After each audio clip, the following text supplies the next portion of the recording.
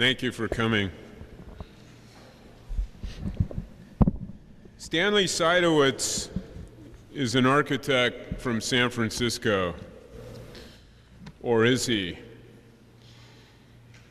There have been numberless attempts over the years, particularly from the literati, to inform us about what Los Angeles lacks or to suggest what Los Angeles should do to legitimize itself.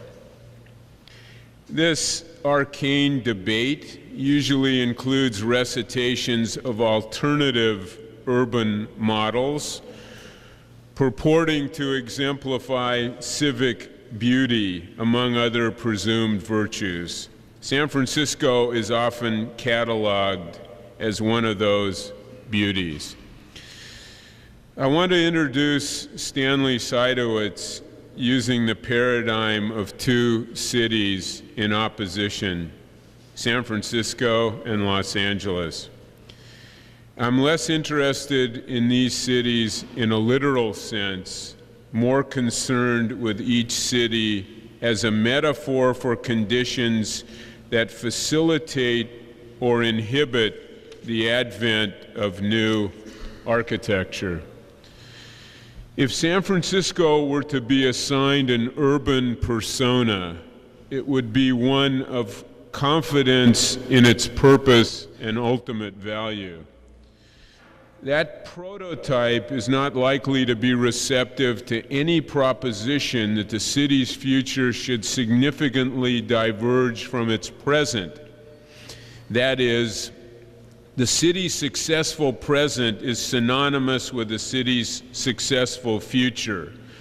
That persona is extremely fastidious about any modifications that imply it should become other than it is.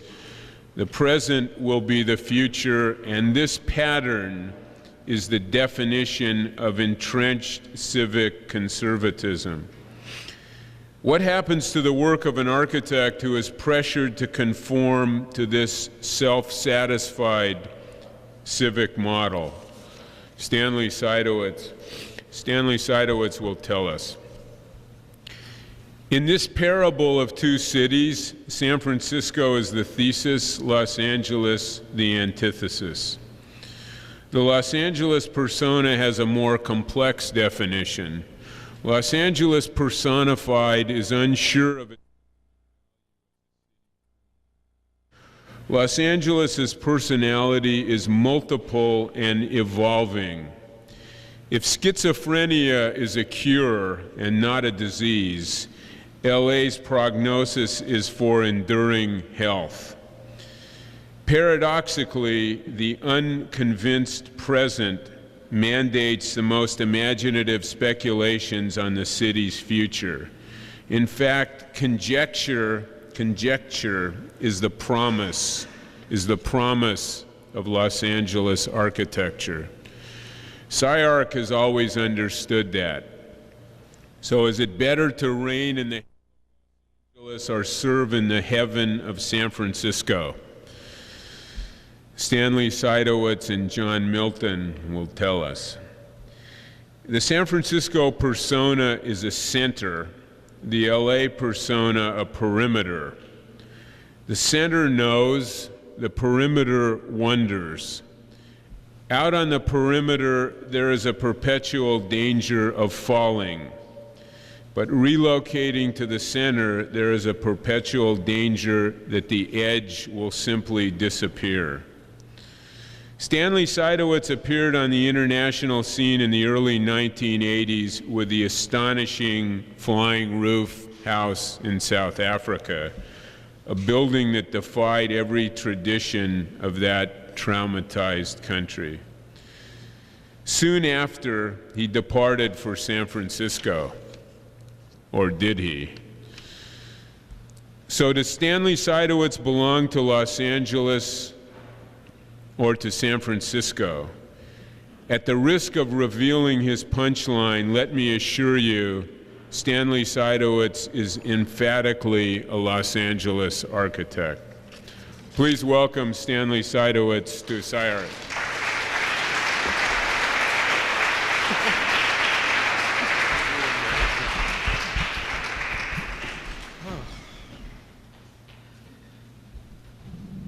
It's funny because when you say immersed in where you are, it takes someone like Eric to help you realize. I'm actually very happy that I wrote the introduction to my talk, which I'm going to give as it was written. After 100 years of modernism, architecture has reached a fork. One path leads to form and meaning, the other space and experience. Form and meaning follow from the Guggenheim, from Rorschach, from Alto, and is the road traveled by Gehry, Libeskind, Hadid, and many others.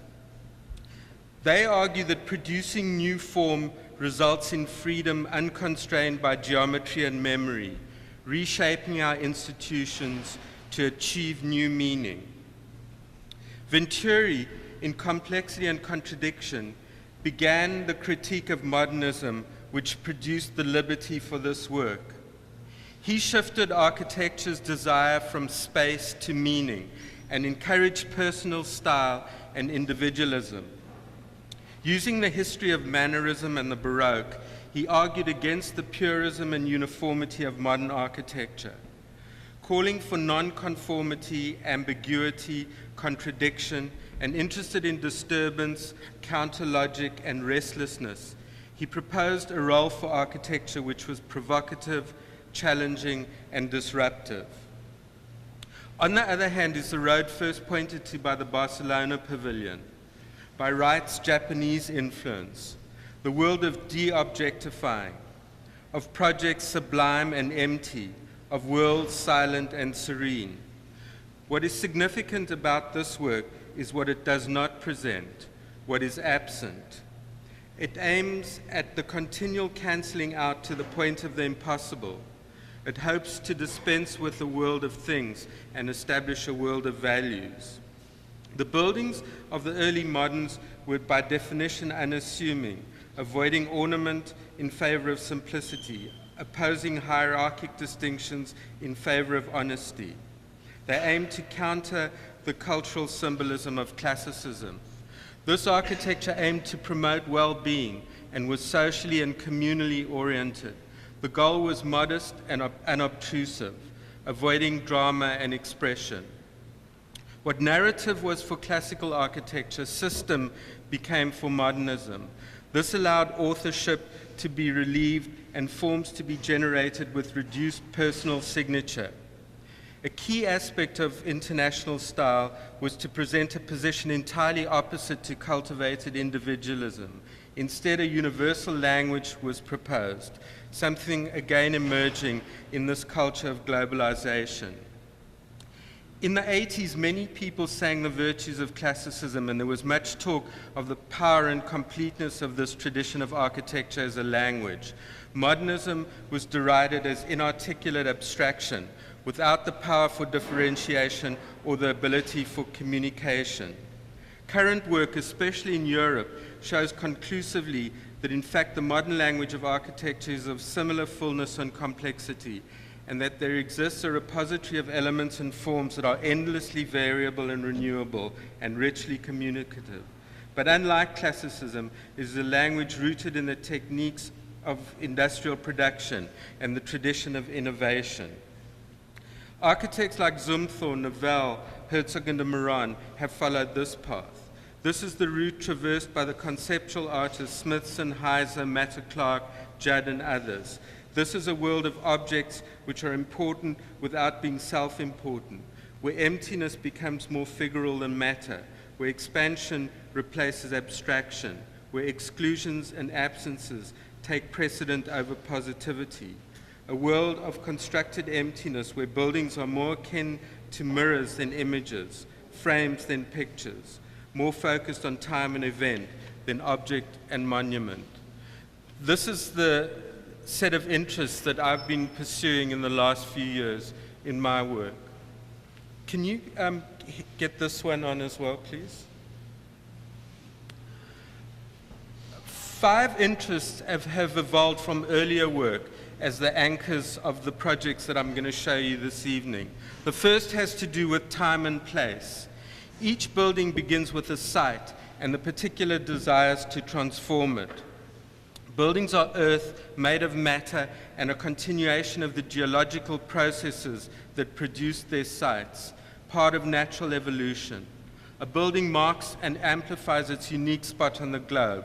Like a lens, it brings to focus its particular time and place. So here a house is an extension of a rock, a house as an extrusion of a hilltop, a house as the preservation of a promontory, a house as a line which strings together the 3 different geographies of a site. A building in south of Market, which is a continuation of a kind of industrial texture, or a kind of new Victorian in Bernal Heights. A building which expands the streetscape of traditional San Francisco, and a building which is a kind of microcosm of the structure of a city. The second interest has to do with space.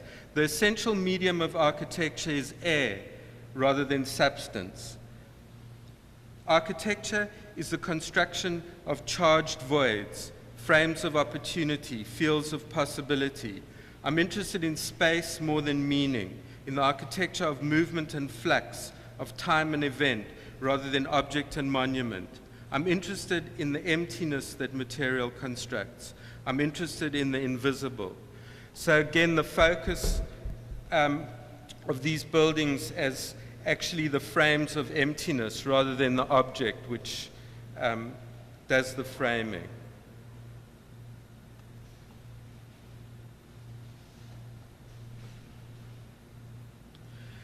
The third aspect of the work has to do with system.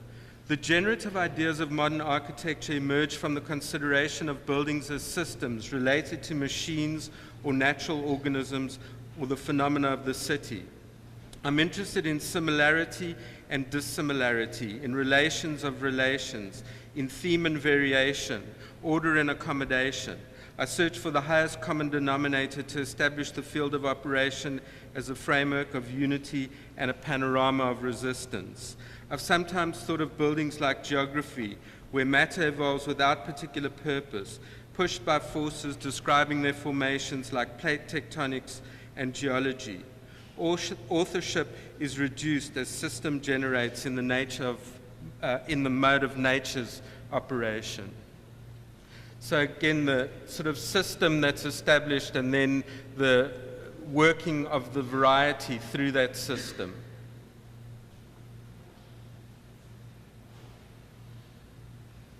Can you always change this one if it doesn't go by itself? For some reason it's...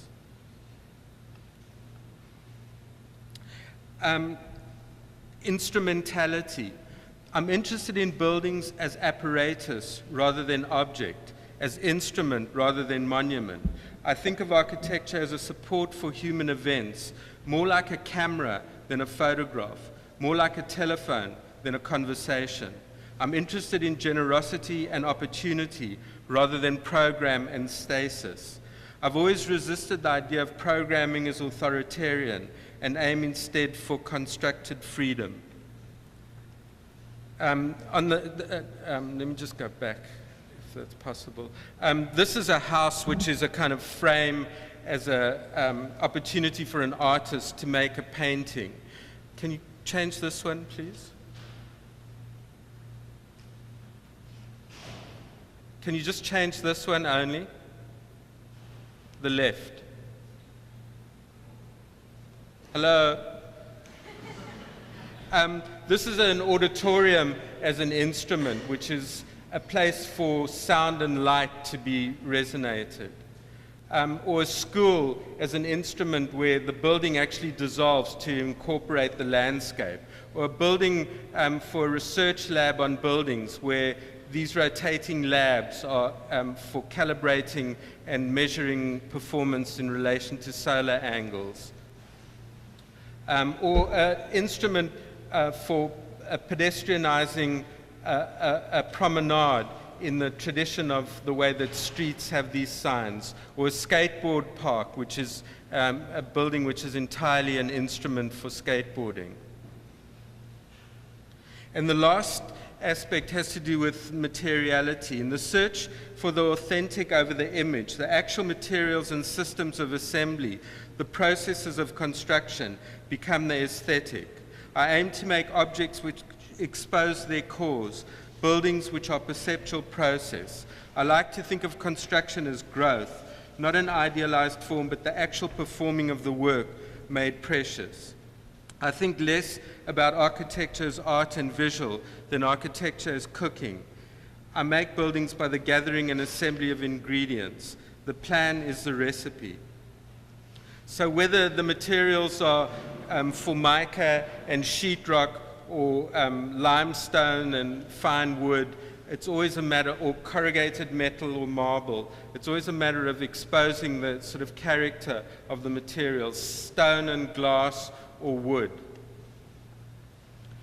I'm going to show recent work in three groups, beginning with houses, then housing, and lastly public work. This is the sort of prototype of a long exploration of what became the bar houses. And what these houses are based on are these linear sort of configurations. And in this particular case, you can see this wall of service, which is stretched along the back, which you see here, and then a series of served spaces which fold out into the landscape.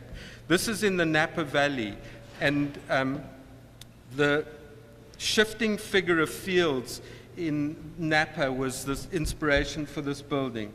In the summer, the natural landscape is bleach brown, the irrigated vineyards of agriculture bright green. In the winter, the natural hills are bright green, the vineyards dormant brown. At fall, the landscape is unified in a single rusted whole.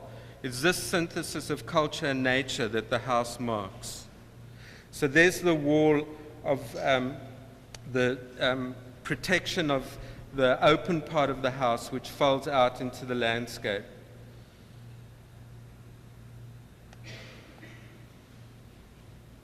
And the part that looks out over the Napa Valley.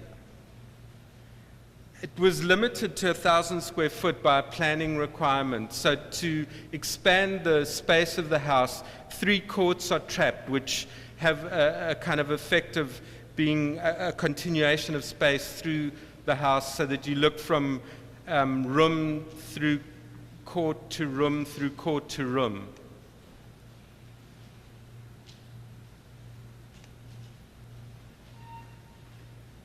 This is a bathroom which is in that 3-foot service band. Can we try and find this one?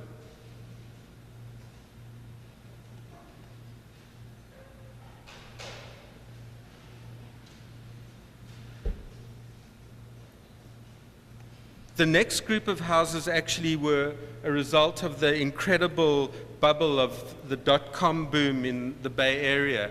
And we found ourselves inundated with clients to build large houses. And so, unlike the sort of early work where each house was a kind of particular essay in a very specific way, I very consciously started thinking about developing these houses in a more typological way.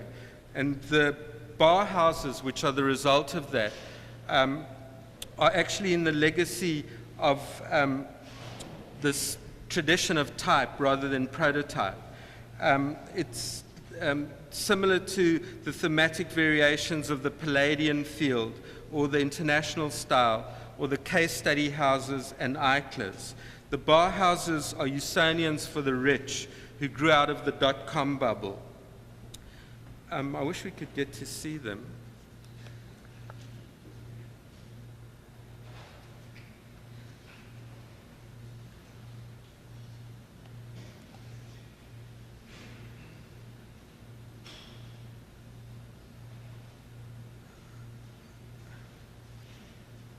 Is there somebody who knows the trick of how you unlock them? You put a coin in that thing in the middle and twist it.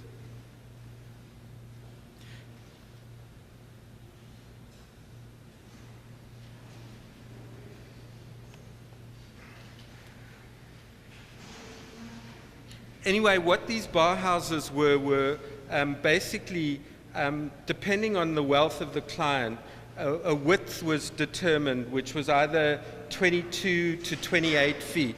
And then each site has a sort of unique response of this ribbon of space, not unlike the sort of extreme space of the school, which is then sort of folded out and configured on the particular site.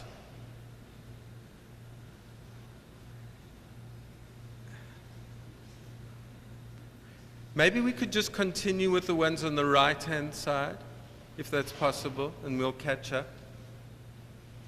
So this will give you the kind of idea of the way these bars worked, where basically the plan was always the same sort of ribbon, and within this ribbon are a series of service elements, which are what divide the space. This house was actually overlooking Petaluma, and there's a kind of spiraling journey up, which the house continues into this master suite, which projects out over the landscape. This is a guest house over here.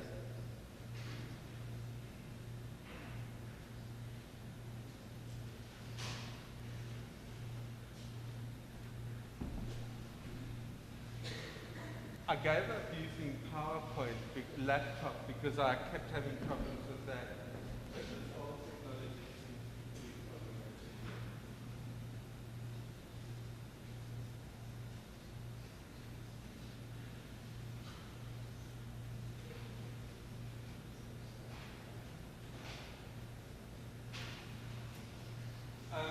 This is the second of the bar houses. I wish we could get the plan.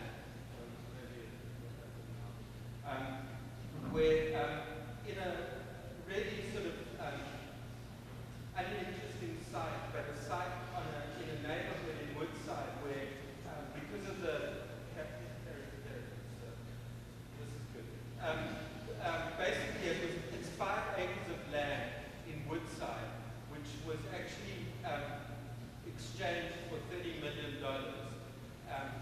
And because of the neighborhood and the neighbors, despite the sort of lack of any kind of interesting features or views, the only thing that was of interest on the land was this slot, which was actually a drainage sluice. And this set up the origin of a kind of landscape which had to be constructed to give the site any value. So there's a 25-foot band of landscape, which is then amplified by a huge body of water, which you'll see here, which partially is a swimming pool. The water actually pours over into this excavated area, which is the parking and arrival court. And then there are 2 bars, the one the private spaces and the other the more public spaces.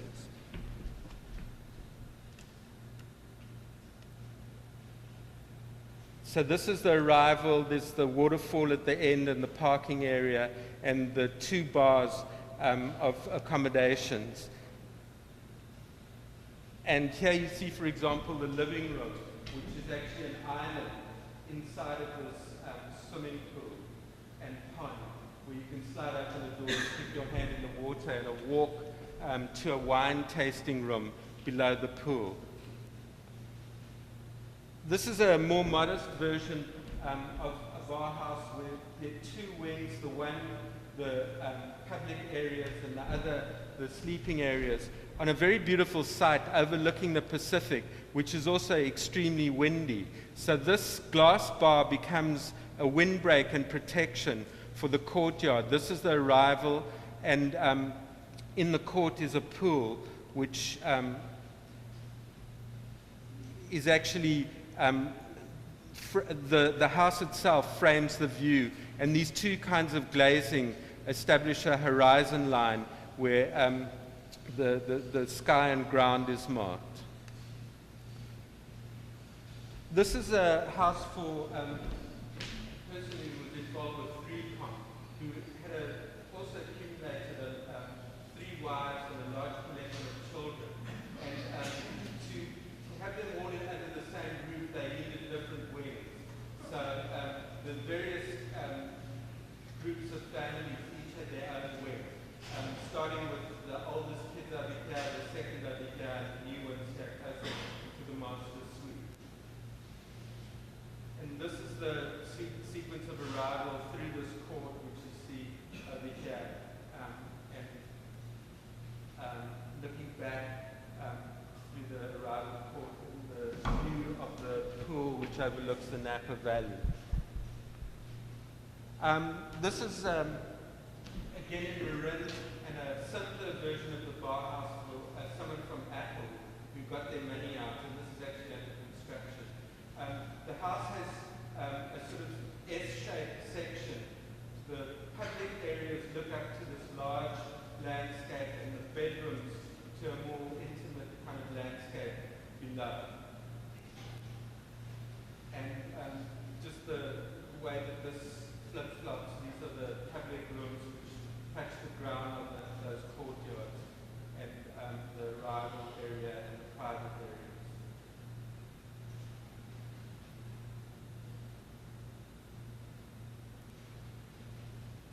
This is for someone from Qualcomm in San Diego, another version of the bar house, and another version of the bar house around a huge pond again in Napa, which is under construction as well.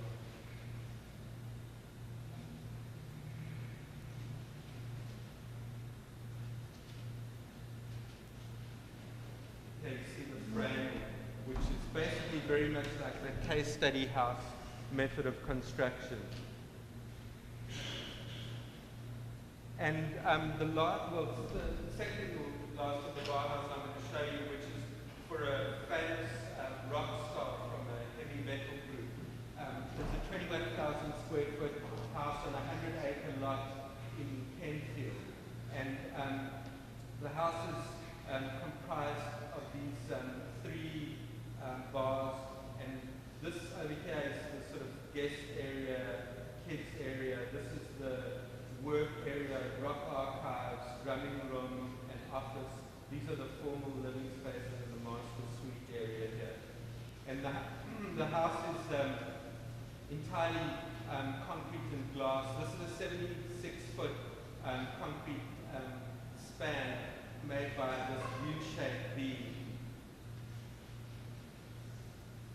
Here you can see, for example, the garage, which I'm sure you're used to in LA, but this is a little much for us in Northern California. This is the sort of arrival family area. But this is the sort of standard strategy of all of the bar houses, where these are the shear walls and services, and there's this kind of enfilade. It's actually very much like your school. I was really trying to sort of imagine what some of these houses are going to be like. This is the archive drumming and skipping area. And some views of the way this frames actually this amazing view of Mount Tan when you leave the house. These are the living room looking underneath the sleeping bar with the pool over there, the family bar, the master bedroom and master bar, and the kids' wing, and then the sort of leaving the house with Mount Tan framed through the last bar.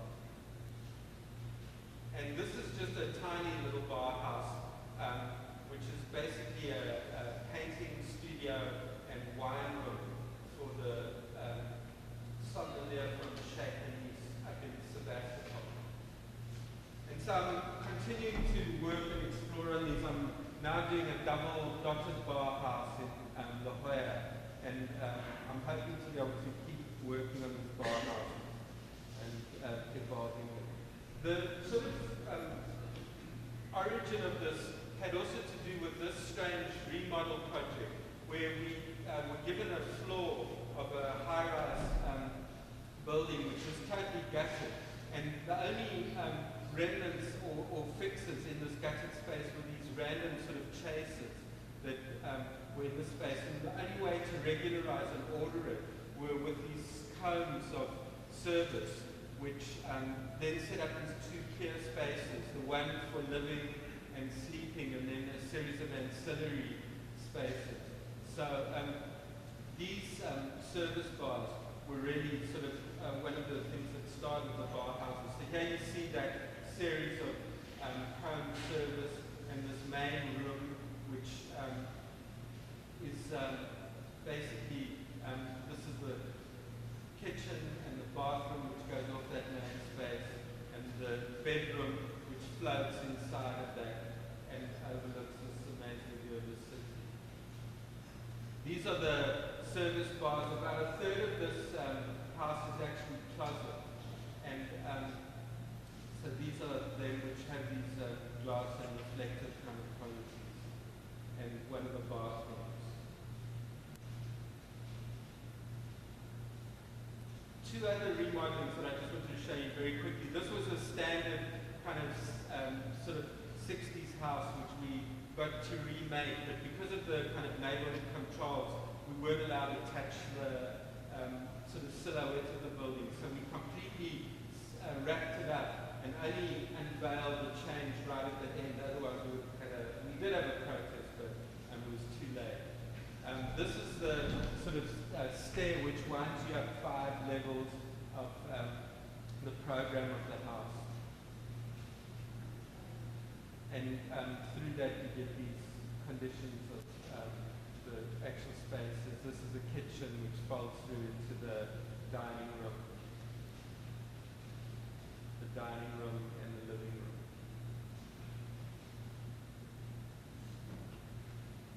And another remodel of a house in Berkeley, where basically we sort of stripped it, almost removed totally an older house and rebuilt it.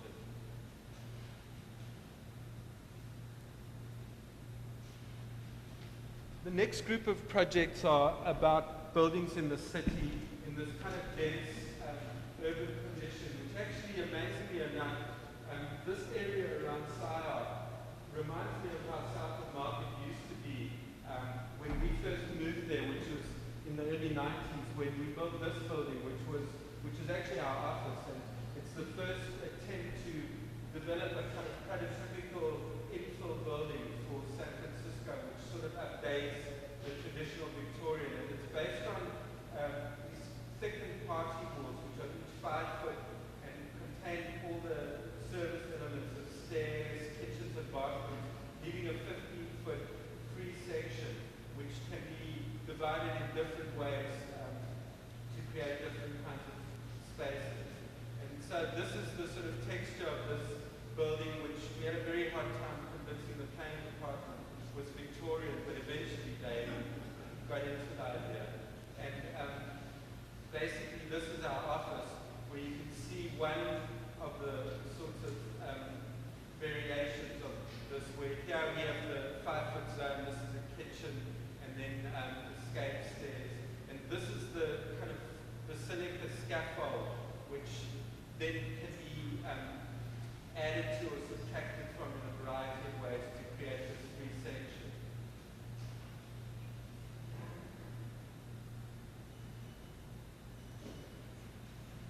And the building is pretty much put together out of hardware store components, but instead of treating them without any sort of inherent character, the sort of 4x8 sheet of plywood becomes a modular system, almost like a tatami, and it's treated very rigorously so that where these parallel columns occur, there's a break in the 4x8 modulation, and this is where the chasers are for electrical and sprinklers which feed through. So they're taking all of this really banal material, but giving it some kind of dignity by its systematic quality, rather than just sort of shaving it up and bending it or doing whatever you want. And again, the building from the street. So after this building, we got several opportunities to develop this model for urban infill.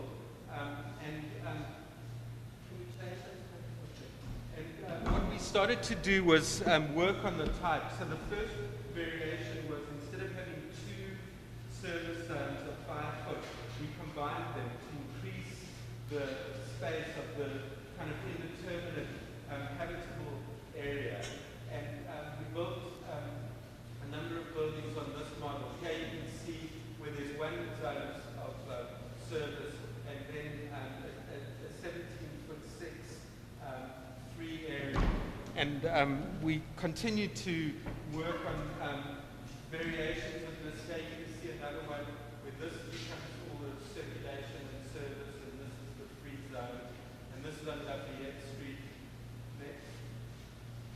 And another version on Fell Street, again, sort of working with this type, but this time having the units which go back to back next. And then on Pacific Avenue, where we changed the type and had all the service as a sort of mid element. And then next to my building on Acconci Street, I've been faced with the opportunity to build another building, and this is the type that we're using there, where this is the service bar, and then there's a light court, and the sort of bar house typology for the space of the unit itself. And this is the interior of those units. These led on to some bigger buildings next. And here you can see one on 3rd Street next, where the loft sort of type is being developed with an artisan unit at the ground level, and then a 2-story living space above. And so this is a typical unit where you have like a work area and a living area, or a work area and a living area in the vault. The vault's a result of some weird planning requirements where dormer actually doesn't count as a second floor, but it has to be 50% open and 50% roof. And this is the building, which is basically made out of zinc and CPI. Next. Next. Next. And next. And from this, we got the opportunity to do a major sort of piece of South Market next, which is a 338 foot by 165 foot next slot of the city. Next. Which is the Yerba Buena Lofts. Next. The building is structured around a sort of buried parking garage, which are lined on the first 4 floors by these loft units. And then above that, there's a tower. Next. And the lofts themselves are thought of pretty much like lots. One of the things about this building is it's very, very systemized. It's on a 16-foot grid that repeats all the way up, and I'll show you the benefit of that next. And so here you see the upper part where the building steps back to form a tower. This is the parking structure. So on the first 4 levels, you can actually park at the level of your house. Next. And there's 7 different unit types. These are typical Folsom Street types, where you get a 2-story living area, and then a loft above with a bedroom, or on the South Shipley side, a kind of 2-bedroom unit with a large sleeping loft above. All of the units have the same kind of condition as they meet the street, of entirely glass facade, with this as profile and this is clear glass. Next. So this is the building, and basically the building is modeled on the city. A vertical grid is extruded, establishing a series of lots for lofts. Within this concrete egg crate, translucent glass cube bay windows in a musical composition alternate with carved-out balconies, creating an image both familiar and new, synthesizing the South of Market industrial type with traditional San Francisco domestic streetscapes. The bays and balconies are 2 stories in height, reflecting the lofty interiors on the exterior. Translucent profiled reglet glass on the outermost face of the bays provides radiant interior light and a veil to the city beyond. The units offer the maximum open space and volume, each with a double height interior and private outdoor area. In this dense urban condition, limited area is amplified by volume, producing generosity. These city homes are in the tradition of industrial matter-of-fact buildings of converted lofts. Next. So there are 2 scales to the building, the Fulton Street Boulevard scale and Shipley, which is the smaller alley. And this step is actually the kind of plinth of this part of South of Market, which has a 40-foot height zone. So the building is sort of on the boundary of that. And the building steps twice, and both of these areas become garden areas. Next. This is a view of the Shipley Street side of the building, and this building was actually built after our building. And I've always been very complimentary to the architect who managed to do such a good contextual job with our building, who managed to keep the rhythms of the bay windows, and who managed to take the regular glass and reflect it with capital siding. So he's actually sort of taken this modern interpretation and really got a very good response to it. Next. This is the typical condition of a house, which is in the 16 by 16 cube, which is entirely glass, and all of the houses have these outdoor spaces of various types. Next. This is the texture of the sort of traditional streetscape of San Francisco. Next. And these reinterpreted bays. Next. The Shipley side with these gardens and roof terraces. Next. The construction of the building was actually the key to the ability to actually make a building of better quality than the standard sort of housing for the same market rate. The building was actually built for $110 a square foot, which has something to do with its scale. There are 200 units, but it's a post-tension concrete construction, and it was based on these 2 different elements. These, what we call wallums, which are neither walls nor columns, but these 7-foot deep shear walls which form the face of the building. And the way that they were done was obviously by using the same form and raising it up constantly. These are the flying forms that actually were used to pour the decks. And because everything was systematic and repetitive, we could increase the speed of the production of the building, and that saved cost. The other thing was, next, there were only 2 trades involved with the enclosure of the building. Typically, if you look at one of these housing projects, there's 7 or 8 different trades which follow each other to actually seal up a building. Because it starts with concrete, then there's metal studs, then there's all kinds of like waterproofing and insulating, and then flashing, and then they spray on one thing or another, and eventually they put windows in. Instead, we only had these 2 processes, concrete and glazing. It was only 2 trades, and no scaffolding was necessary because of the minimal amount of work on the exterior.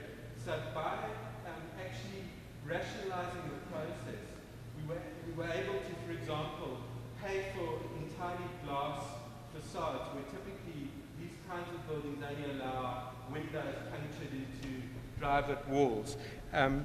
So it was really through method that we managed to improve quality. Next. This is the lobby, which is the sort of introduction to the whole aesthetic of the building, which is pretty much the construction itself.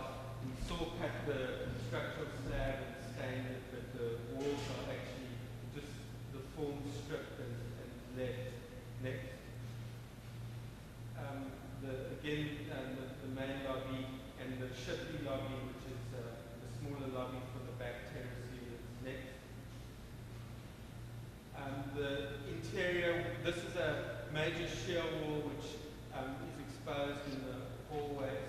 And I mean, everything is really basic and cheap in this building. Next. The typical kind of conditions where every unit has some sort of outdoor space. Next. And the units, as they were purchased, with a series of possible upgrades which a marketing center offered. Next. And just the way that people began to transform the units, where actually every unit is quite different. And I was just in some this weekend, but it's quite amazing what people have done. Next. These are the bays where right on the sort of outer face there's this channel glass, and then the sort of part that's pulled in and more private is here. Next. And the sleeping lofts, which overlook that, and a typical kitchen. Next. And then the sort of grid of the city, which becomes a lot as a loft. Next. And at night, it's this kind of lantern and bay. Next. Next. And the streetscape on Fossil Boulevard. Next. Next. And there's a fragment of the city. It's actually now the building's under construction here. I'm hoping soon this will get developed so that it has less of the quality of an object and more the quality of a piece of the city. Next. In Chicago, we were invited to a housing competition for an entire block of the city. And it's opposite the earliest public housing in America, which is the Abler housing. And one of the things that was a miserable failure of this housing was the impulse to do good by providing these park-like public spaces, which became actually, firstly, not maintained, and secondly, fields of danger. So as a sort of response to this, we decided to, in a very unsentimental way, simply grid up the lot as a continuation of the city and build it with a more traditional urban structure of the city. Next. These are the sort of two different scales of cityscape, the one which is on the public street, and then the more private internalized grid, which are more like mules, but they would have slow vehicular traffic to park cars and also have the possibility of pedestrian activity. Next. And what we did, instead of, so here you see the way that the block is just gridded out, and instead of providing these unused public spaces, every unit was actually given its own private garden or court, so that all of the traditional sort of open space, which is a relationship of this density, was now given as private space. Next. So this is the system of these L-shaped elements where, for example, the red, these would always be two-story living pieces, and then these areas would contain bedrooms, and they could flip-flop so that here you could have a one-bedroom unit, and here a three-bedroom unit, or two and two, or whatever. And the units would then have this private garden, their bedrooms would look into, and the bedrooms of the other units would look back into the mews. So there was this kind of flip-flop system. Next, so we could produce the sort of pro forma variety that was required for public housing. Next. And so here you see the two-story unit with its bedrooms, which look into the mews, and this is its garden, and the unit below having this as its garden with its bedrooms underneath. Next. Next. And a loft type of unit and a typical garden unit with the two-story spaces and the bedrooms. Next. The public facilities were put in a normal sort of urban way at corners or intersections where this is like daycare and a creche and those kinds of facilities. Next. And again, the kind of two scales of the project. Next. In Mexico City, we're working on a loft project, Loft LL, and it's a very amazing site which has two street frontages that drop off in this precipitous way. So this is the parking, and then an open kind of arrival court where you go up and down. At the bottom is a Roche Bobois store. But the units themselves are in a kind of type which you'll recognize, which is basically a loft next. This is the arrival level and the plaza with a pool next.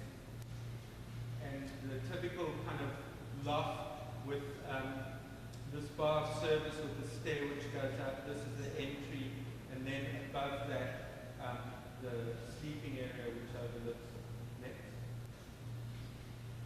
And the quality of one of the units next. And the last of the urban housing projects is actually a project which I'm developing with two other people, because having worked for developers, I realized that most of the hard part of development is actually the architectural part, and the rest is pretty straightforward. So instead of letting them make all the money, I decided I'll have a go at it too. And so I bought this lot, which is 50 by 165 on Howard Street. And it's divided into three slots, the middle slot of which is a court next. And so this is the arrival and parking area, and then these are the units which are based on the bar house type. But unlike most urban units, these can have light all along their internal leg, so that they offer, even though they're not lofts, they're two bedroom sort of flats, but they have this condition and quality of being lit from one side. Next. And this is the court and one of the kind of bar type units. Next.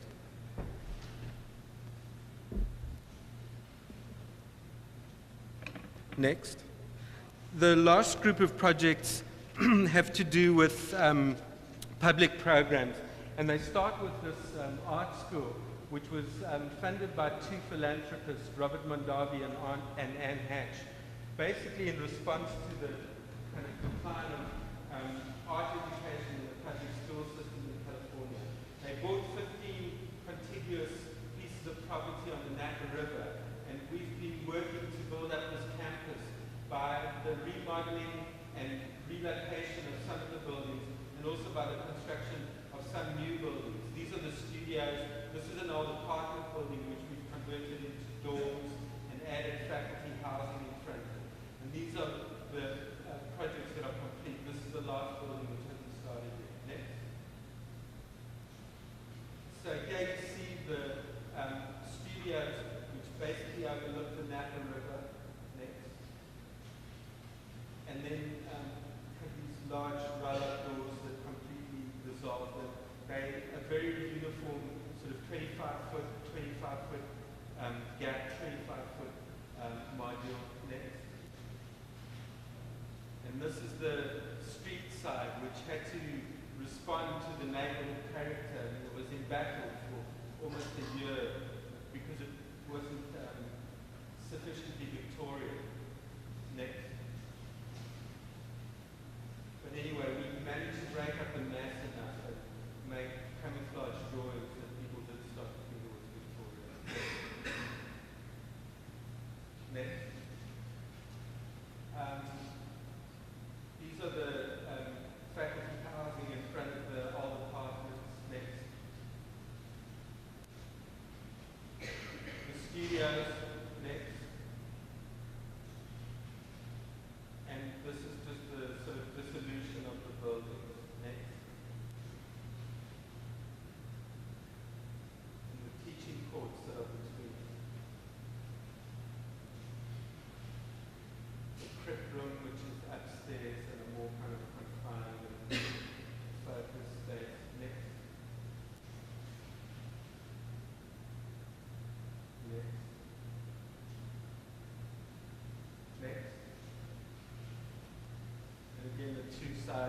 streetscape side and the water side. Next. Next. Next. This is the site for the architecture school at Riverside, outside of Toronto in Ontario. The problem of an architecture school poses generic questions having to do with the nature of architecture itself.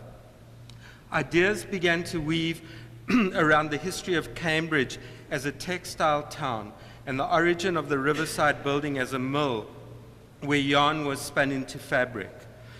For Semper, there are two primary archetypes, the hearth and the cloth. The hearth being the first mark of settlement, the cloth the first fabrication.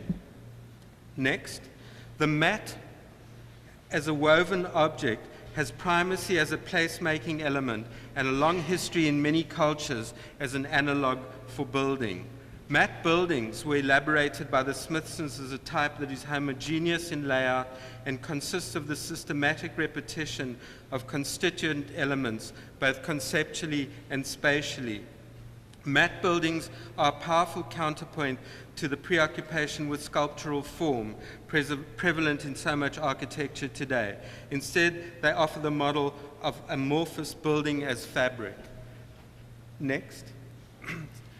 The first operations for the school were to take the found object and begin to weave it onto the river, which originally, because it had been a utilitarian form of transport, was thought of as the back of the building. So this was to actually switch the emphasis of the building and reconfigure it. Next. And then a series of operations of weaving old and new. I mean, for an architecture school, the people there are totally obsessed with history for some reason. Next. This was the found plan, and while it has the kind of generosity of this building type of a warehouse, what we wanted to do was, rather than sort of lock down its specificity by putting programming, expand its generosity and move it further in this direction. And the building is stratified. There are three levels. And the three levels are on the ground floor, the public programs, where there's three vertical distribution centers, and then these three almost equal scales of space which are constructed, which initially are a gallery, the administrative areas, a lecture room, and a workshop. Next. And these are just the qualities of those spaces. The lecture room actually achieved by carving down to get more volume. The street, which parallels the river with this wall, which has projection possibilities to become a kind of notice to this town of the kind of activities of the school. Next.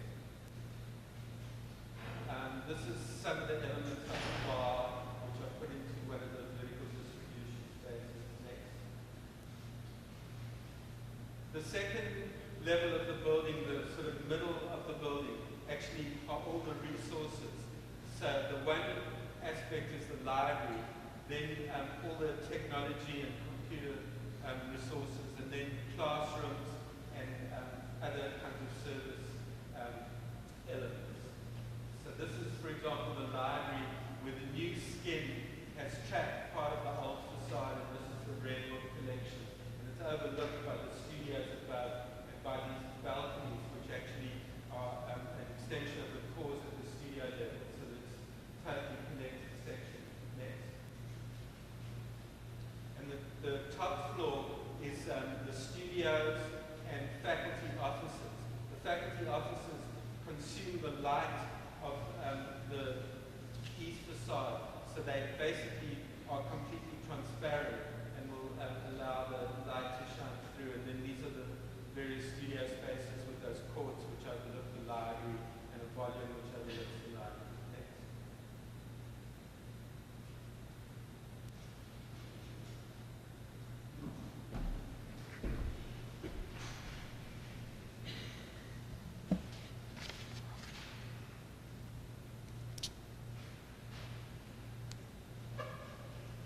That's what, on the right, one of the faculty offices, and just the quality of the studio. Those are existing skylights. Next. And the crit rooms, next. Part of the energy resources of the building, one of the things is that we're using the temperature of the river as part of the cooling system. So we run coils through the river. Most of it is just very simple. There's a raised floor, and all of the air is fed from below, which allows you to drop the temperature by 10 degrees for both heating and cooling and photovoltaic. So it has this sort of full package of current kind of energy concerns, like simple low and high ventilation and so on. Next. And the sort of reconstruction of the riverfront as part of the public amenity with this the public resource floor, the private resources, and the studios. Next. This is the energy efficiency and electricity reliability building, which is for the Berkeley Lawrence Labs, where 11 different research groups have actually produced a huge amount of our current hardware that deals with energy consumption in buildings. And the program of the building is to study buildings. The building is both apparatus and instrument, shelter and scaffold, a self-reflective building whose object is its subject, a building constantly in the process of analysis, looking at itself under a microscope, a living laboratory, so that the building itself is actually never completed. There's a crane which runs around the top, and it can constantly change the building, add and subtract facades, and so on. It's on a very beautiful site which overlooks the whole bay. So the arrival is this open section. These are all the experiments which are dark dependent, like the testing of new types of light bulbs that are being developed, many other things like that. They do duct development and all sorts of things. And all the light dependent parts of the labs are up above. The building itself is based on a sort of set of very refined sensing devices which respond constantly to different conditions. This is the south facade, for example, so that at night it opens the whole building for cooling. During the day it allows circulation of air. And so it's a kind of responsive device that tries to use low energy to achieve a kind of synthesis with nature. This is a series of louvers which are basically photovoltaics, which as they shade the interiors of these offices also absorb sunlight. And there are many sorts of things that are like this. These are the raised floors, the crane moving a piece next. And just the structure of the building with these two cores and the labs. Next. These are the photovoltaic louvers, which are glass with photovoltaic imprints that actually shade and absorb sun simultaneously. Next. These are the windows and facades and daylighting labs, which are rotating labs for calibrations. A lot of the programs that we actually use to run our energy tests in architecture are developed by the actual data that's gathered by these labs. Next. This is an amazing thing that they developed, which is called electrochromic glazing, which is a coating which, with a very low voltage current, allows glass to change from completely clear to totally opaque and allow no light transmittal. So the lecture room, with the flip of a switch, will, in a period of 3 or 4 minutes, block out all the light and remove entirely this amazing view. Next. One of the things that this lab is also involved with is the virtual building environment. And they've developed a way of synthesizing a whole lot of software that's available to actually create an interface where the building can be built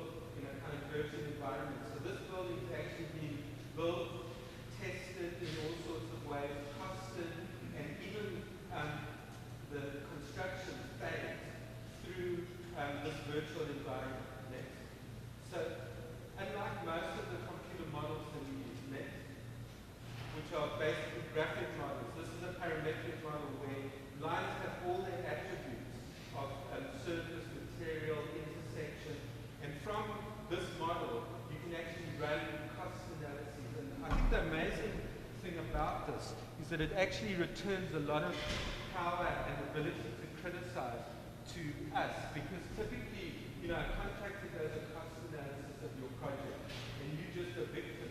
You actually just have to say, well, okay. But what we did with this is we actually ran through databases which have been developed a cost analysis in parallel with our cost estimator, and we could find where there were discrepancies and ask them to explain where the numbers came from and so on. The same thing with scheduling. There's a four-dimensional modeling technology which is being developed by these people where you can actually run this model through and produce a kind of prediction of the construction of the building. So that you can sit in front of this computer and watch the building actually being built. And you can watch things like windows are delayed and how the program will help reconfigure and keep the schedule running. Again, like something that we typically don't know how to do. So I think the amazing thing is that these tools are actually going to really empower us more than we currently are, where we can't really affect a lot of the decisions about how our work's implemented. Next. This is Radiance, which is a light contour program that they use to check the offices and to actually analyze the light at very particular moments. Next. And just again, the idea of the building. For too long, buildings have been primitives, parasites of the grid, driven by the vanities of art over the knowledge of science. Green architecture's nostalgic response to the machine age is too little, too late. The living laboratory is a building of the electronic age, more computer than machine, discrete and intelligent, responsive and friendly, calculating and smart. A building as a platform of modules to support programs of testing, evaluating, using, and discarding. Next. This is the 23B building at Mission Bay, which is a new biotech campus that's under construction in San Francisco. There's 5 buildings which are being done by various architects. I'll show you in a minute. But geometry means to measure the earth and has always served to rationalize nature. For the ancients, it was the sight of the disk of the sun that inspired the circle. In Egypt, the 4 corners of the rising and setting sun of the summer and winter solstices marked the square mat of flat earth. In the Renaissance, the mechanism and proportion of the body were translated into mathematical systems and used as measures for art and architecture. Our knowledge of nature has evolved from the scale of mechanics to the intricacies of the molecular. More subtle and complex forms of mapping biology have changed our understanding of the nature of nature. These barcodes are fingerprints of human genomes. It is this contemporary conception of order which the building expresses. Next. The building that we're doing is actually a parking structure, and it was given to a local firm because it wasn't a very important project. All the important buildings were given to big out-of-town firms. But it's at a gateway to the campus at a very sort of critical point, and we felt that it was really important that it would help to announce the purpose of the campus. It's basically open and channel glass, which is in this sort of barcode format, and then on the south facade is a photovoltaic skin made in the same geometry, and that also wraps onto the roof. Next. This is the location of the building. These are housing projects that are being done by SLM. This is a building under construction by Vinali. This has just been finished by Cesar Pelli. There's a building here which is being done by Libretto, and it's sort of like almost like a Columbus, Indiana of architecture. Next.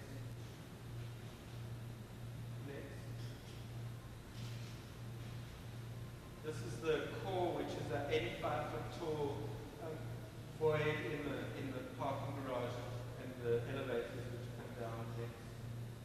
We started off very ambitious, wanting to reinvent the parking structure that we soon got thrashed by the budget. Next. And again, the building by day and night. And the UC Berkeley campus, we were given the opportunity to work in the Doe core. This is the campus, and right at the heart of the campus is the library.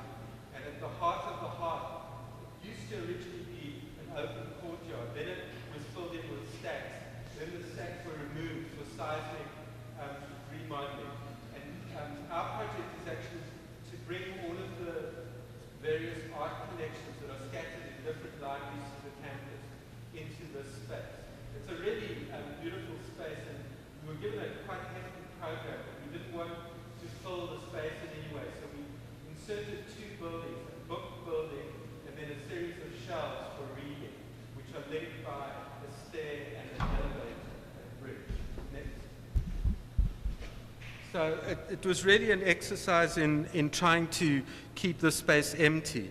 The idea of the library revolves around two intertwined concepts: the awesome manifestation of the collective mind presented by the presence of a vast collection of books, and light, both for reading and as an emblem of illumination. So because the space now is dark, the walls were lined with glass, and all of the surfaces are glass with concealed lighting, so that there's this sort of radiant system of light, which the source has never really revealed. It fills the room. Next. Next. These are, for example, the reading desks with the etched glass, which is lit with a bulb from the lens.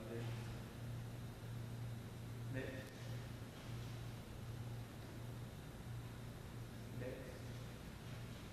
This is Worcester Hall, which is the architecture school at UC Berkeley, which is a sort of robust, brutalist building, which has many great qualities. One of the things that is entirely lacking in the building is any kind of section.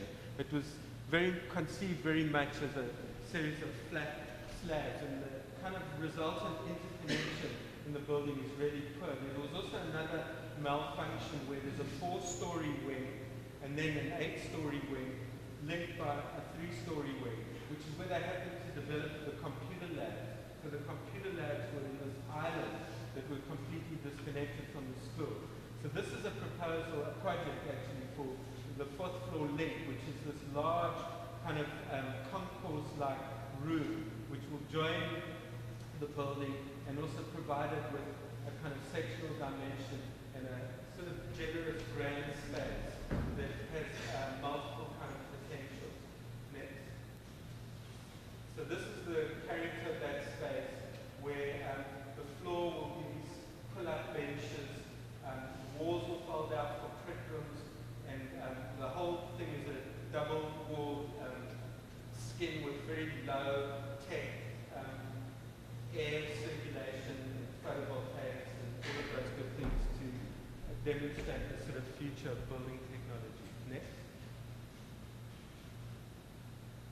And it's linked through a court by a stair which will tie it to the 2nd floor of the building, so that it will start having some vertical dimensions which are absent.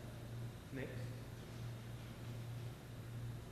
After the earthquake in San Francisco, Vito, Acconci, Barbara Solomon, and I won a competition for the Embarcadero Ribbon, which was a public art competition where we were actually sort of commissioned, the intent of the commission was sort of to do sculpture like men on horses.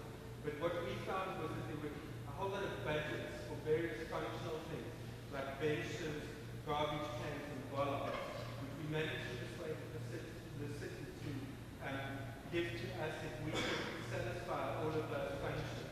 And the result was this object which we call the Embarcadero Ribbon, which is the sort of, as I mentioned, pedestrian equivalent of the way that the automotive signage of these dotted lines works for cars.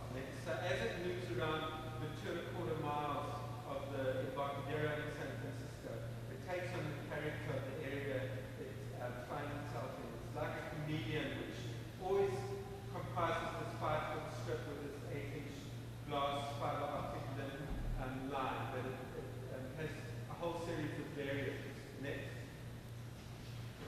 So here you see it as seats or tables next. In front of industrial buildings, it starts to imitate some of their characters next. Underneath the bridge, it becomes a pair of walls that you walk through. Sometimes it's simply bollards next. And then at night, it's lit with fiber optics, and it becomes a kind of line which marks the line of the edge of the city next. One of the sort of things that happened to this project was that because of its location, not because of its design, it became one of the prime skateboarding venues internationally. It's actually in the skateboarding dictionary, which you can find online. It's Embark, which means the San Francisco Embarcadero next. So we sort of got a reputation for being able to do skateboard design next, which led to a project in Louisville, Kentucky. These are just some roofs for the muni shelters that we did. They're just these two big arrows which point in the direction of travel or travel. Next. And so we were asked to do a master plan for a skateboard park in Louisville, Kentucky.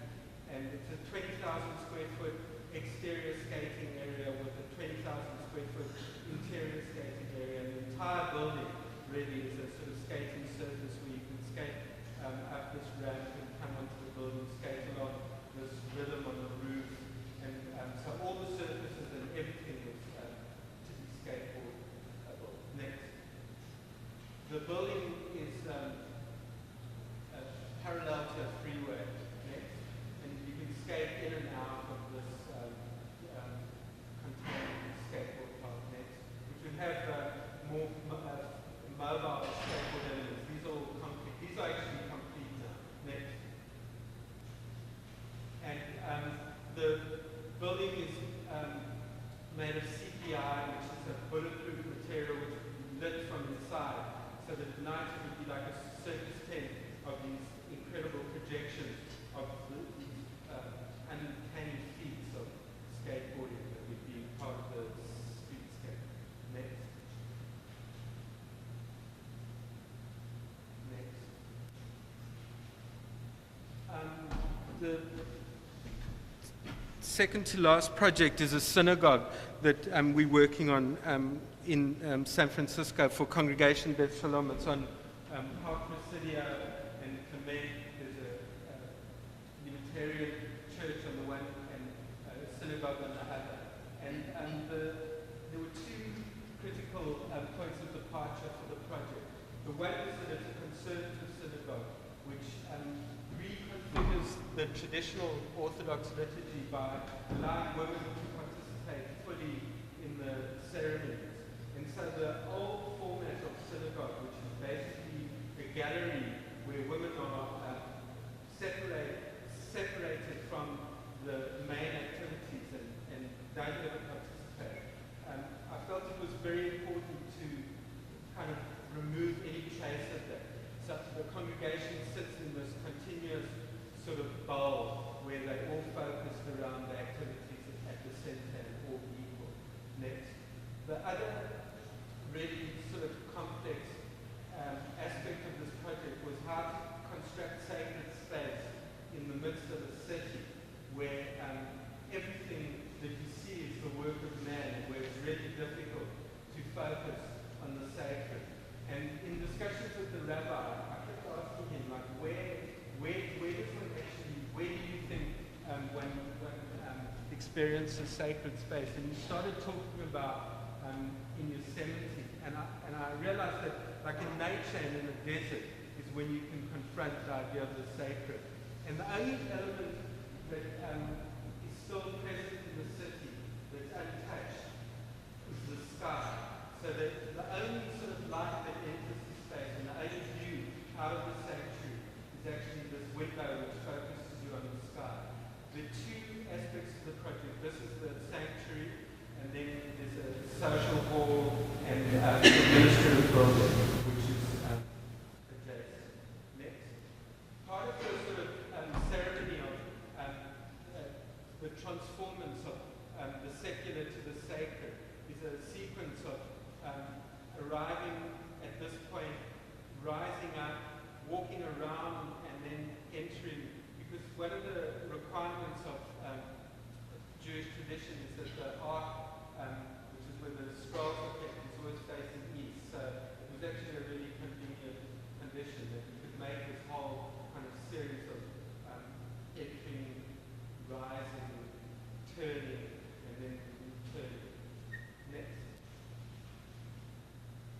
This is the quality of the interior space, and the space is animated by a shadow menorah, which during the day, as the sun moves around, will project on this wall. This is a kind of the eternal light, which turns into the ark, and the idea of this sort of singular space. Next.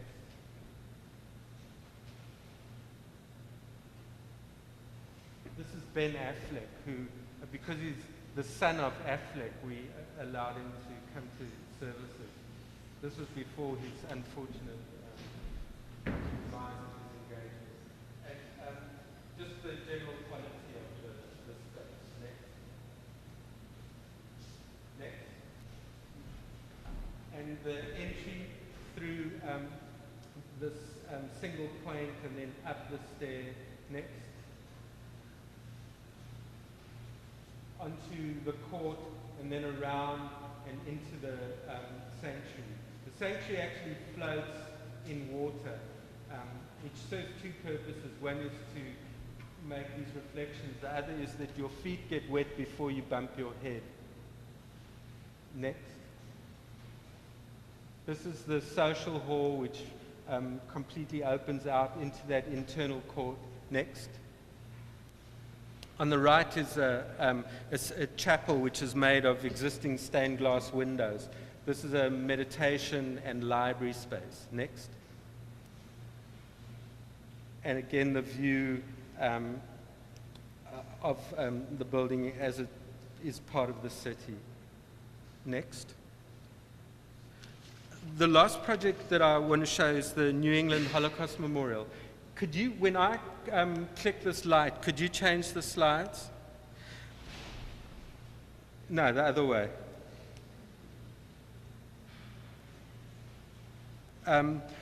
This was a competition that I won in the early 90s. And as part of the submittal of the competition is a text that I want to read now. The construction of the memorial is begun on Remembrance Day.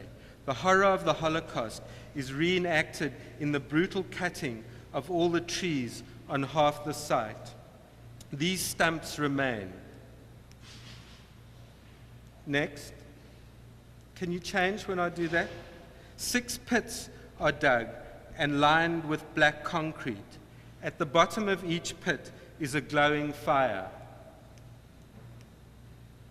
Next.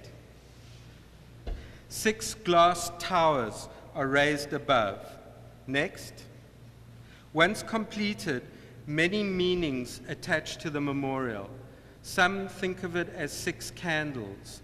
Others call it a menorah. Some a colonnade walling the civic plaza.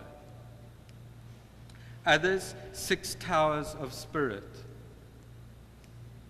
Some 6 columns for 6 million Jews. Others 6 exhausts of life. Some call it a city of ice. Others remember a ruin of some civilization. Some speak of 6 pillars of breath. Others 6 chambers of gas. Some think of it as a fragment of Boston City Hall. Others call the buried chambers hell. Some think the pits of fire are 6 death camps. Others feel the warm air rising up from the ground like human breath as it passes through the glass chimneys to heaven. Etched on the glass towers are 6 million numbers which flicker with light.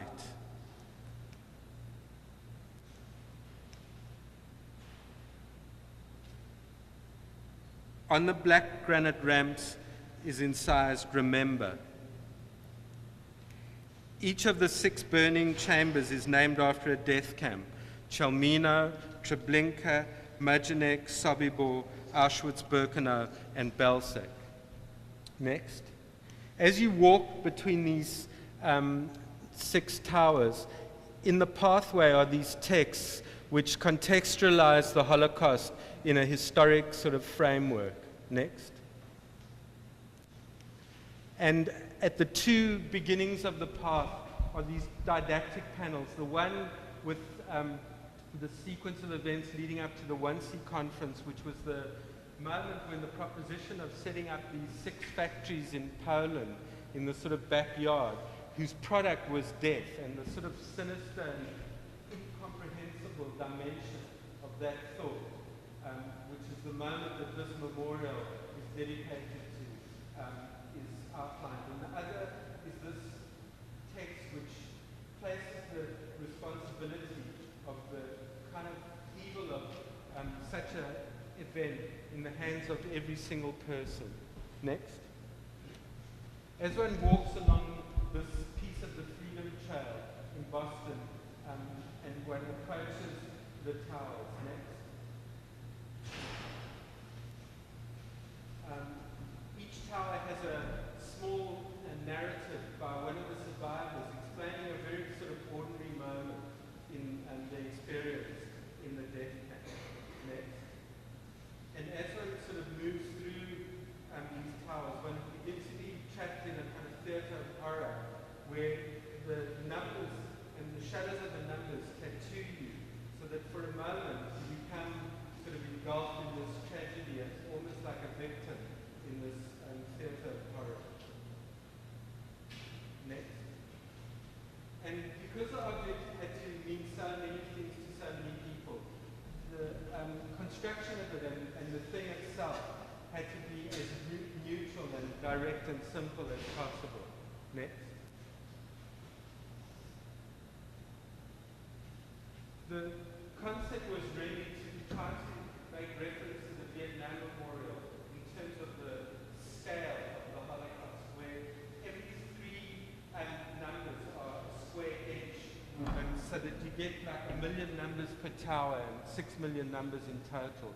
And as opposed to, say, the names of the Vietnam Memorial, where 68,000 are on that expansive wall. Next. And as a sort of object in the city, there's other roles that it has to play. It has to be in dialogue with its neighbors. It has to make space in a city of very sort of complex and intricate spaces. Next. And fulfill completely different roles from the more intimate kind of experience. Next. Next. Just to conclude, I'm interested in the idea of expanded architecture where the realm of space grows and the role of form diminishes. This does not reduce form's importance, only removes its self-importance. Expansion replaces abstraction. Expanded architecture involves an inverse combination of exclusions and absences, taking precedent over positivity, a world of constructed emptiness. This reductivism, this neither nor, does not mean objects lacking in interest, but rather objects which are interesting without being self-interested. Buildings more akin to mirrors than images, frames than pictures, more focused on time and event than object and monument. Buildings which take us by surprise as simple, universal, and empty, presenting a contemporary beauty that leaves the past behind. Buildings invented by threading and weaving, by making holes in things, or making things that make holes in things that are not, doubling the spaces of opportunity. Buildings using the almost immaterial conditions of contemporary materials, the pleasure of simplification, and restraining the overt manifestation of technology. The conditions are rooted in neurons more than mechanics, in the culture of electronics, in the shift from atoms to bits, and the general condition of dematerialization. The interest is in reflection, refraction, transparency, translucency, and lightness, in ephemeral objects of absence and silence, in forms which fold on themselves, slipping and sliding through space as they frame and connect. Thank you.